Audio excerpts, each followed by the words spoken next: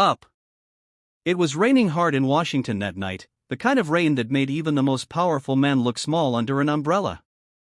Senator John Neely Kennedy stood on the curb outside the Capitol building, his Navy suit soaked at the shoulders, waiting for a car that wasn't a black government SUV. His security team had already left. He dismissed them for the night, telling them he needed a quiet ride home, just to think. What no one knew was that this ride would end up being one of the most unforgettable nights of his life, and for the man who picked him up, a turning point he would never forget. The Uber arrived, a dented silver Toyota Camry, the kind that had seen too many miles and too few washes.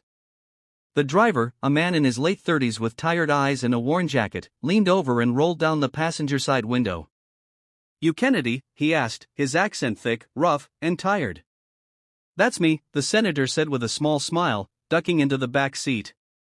The driver didn't recognize him. No surprise there.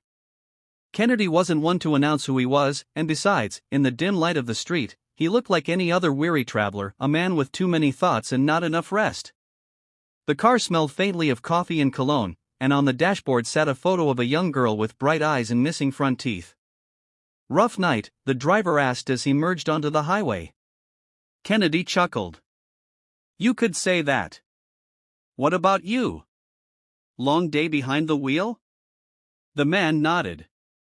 "Yeah. 14 hours. Gotta keep going, though.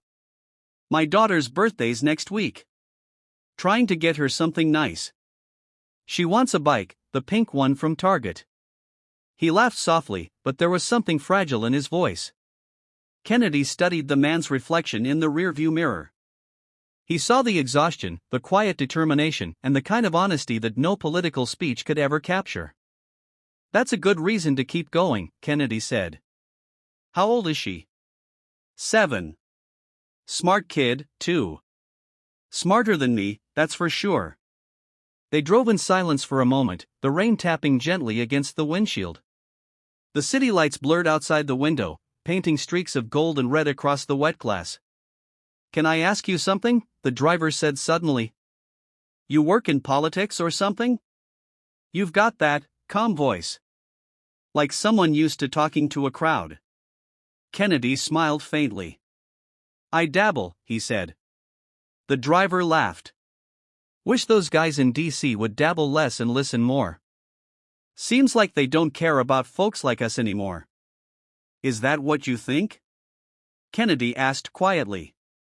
"Sir, I know it. My wife passed last year, cancer. We had insurance, but it barely covered half the bills. I had to sell our house to keep up with payments. You tell me if anyone up there cares. They talk about families, but they don't see ours."